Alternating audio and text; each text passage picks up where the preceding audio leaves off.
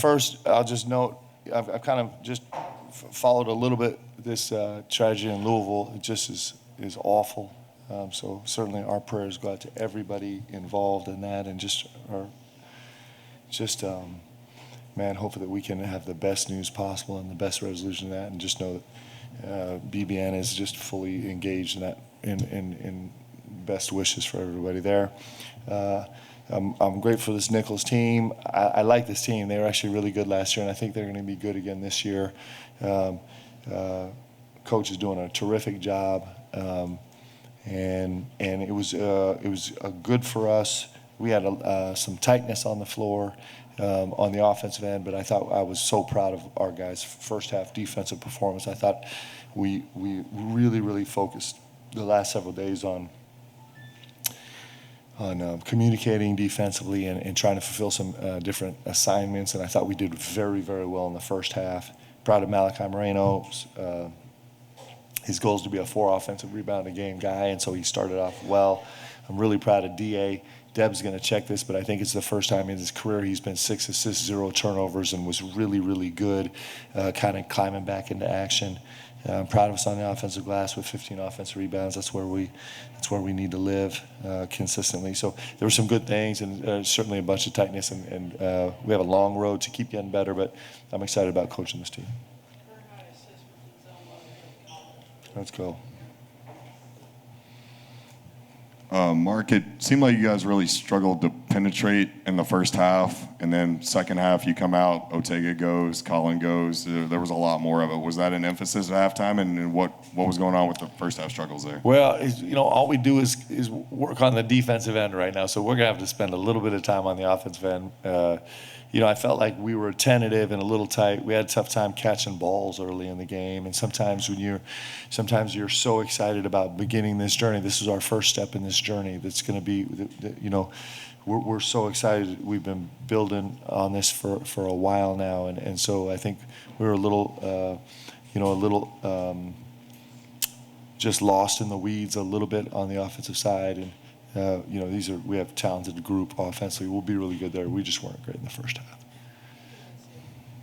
Mark, how much of an influence do you feel like Denzel can have given his championship experience? I mean, obviously you have talked about your experience playing, but does it feel a little different when it comes from a player? Yeah, and Denzel's been through it, so he's still going to be in high pressure situations where things are complicated, but he just knows what it feels like and what it looks like and how he experiences, and he's kind of been in the biggest moments, and so he's been on his fair share of journeys already, and so he's going to be a real calming influence for our group for sure.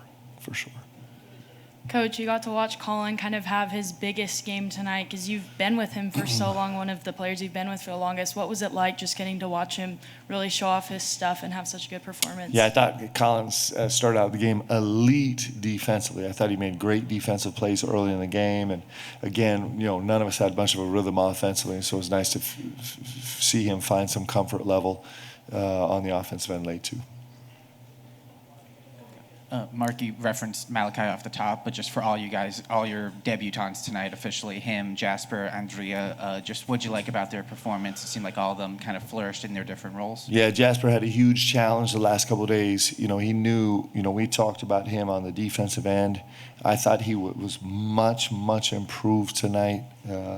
I thought, the one thing about Jasper, man, when you give him an assignment, he takes it seriously, and he came into practice on Saturday with a vengeance, just determined to guard. He was going to find a way to guard, and I thought he gave us great minutes defensively, and he's so creative offensively. He's always going to give us good stuff there. And AJ, I think just kind of working into this vibe. I thought he got a little bit better as the game went on. Malachi is. It's funny because he's already, he's only one game into a season, but he's already played 3 really big games, and he's just going to be a force to be reckoned with as he becomes more and more comfortable. Mark, kind of a 2-part question here. One, this being the fewest points that you've allowed in any game as UK's coach.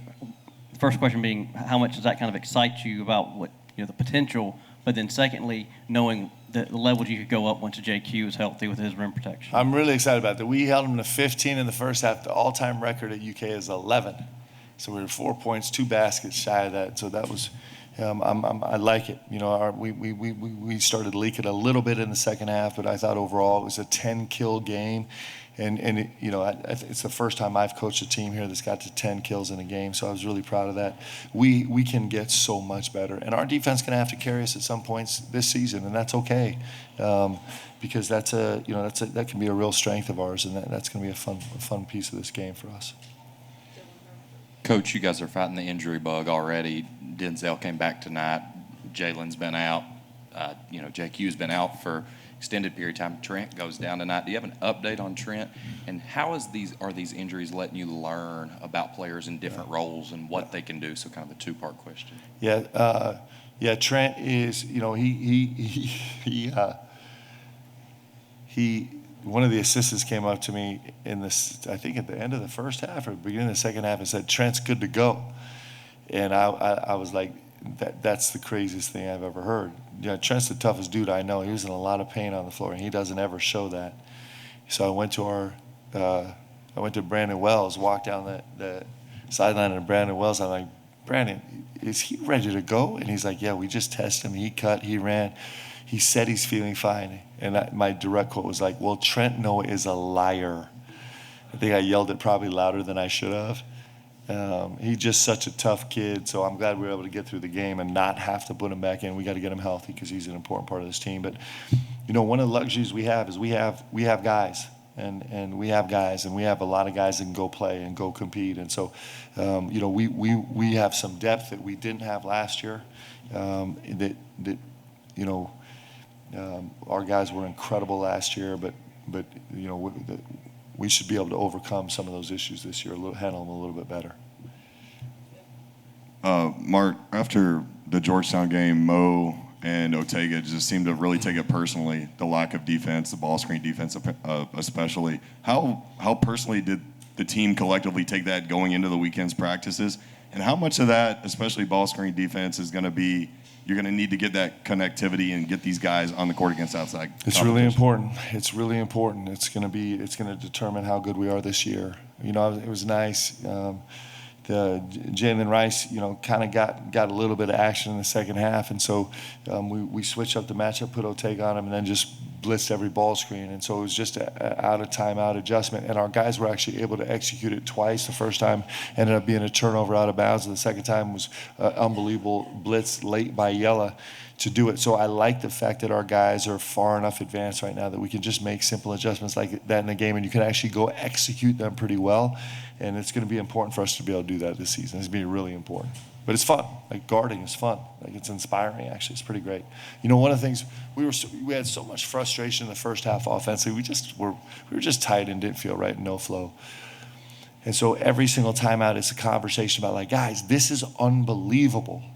Like, I'm going to make this number up, but we have 5 minutes left in the first half, and they've only scored 10 points. Like, this is incredible what you're doing. Like, we should be gathering energy from our defensive success, not in here frustrated about not feeling great on offense. That's really important, that we can go get energy from having defensive success, and that we cannot lose our energy because things are a little discombobulated offensively. It's going to be really important for this team. So I was proud of our guys.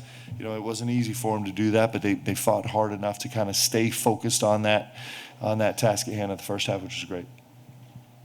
You know, change my question. Now, you talk about taking energy from defense. How rare is that, and how hard is that for a team to grasp that? Because, you know, everybody loves the offensive side. Yeah, listen, it'll give us a chance to be special. If we can do it. You know, we were treading water. We were barely staying engaged because of our defensive success. If we could ever get to a point where we're just like, we don't even care if we score. We're going to stop every single time down the floor. That would be actually a really fun team to coach. And this team, I don't know if we're built exactly that way, but we might be built close. And it's a pretty fun way to play. So it could be great. Mark, not sure how high grading dunks comes on the analytics scale right now, but Colin Chandler set the bar pretty high. It was fun, right? I'm actually curious to see my reaction. Usually I can stay stone cold. I assume I did on this one, but I'm not sure. We'll see. But that was spectacular. Thanks, guys.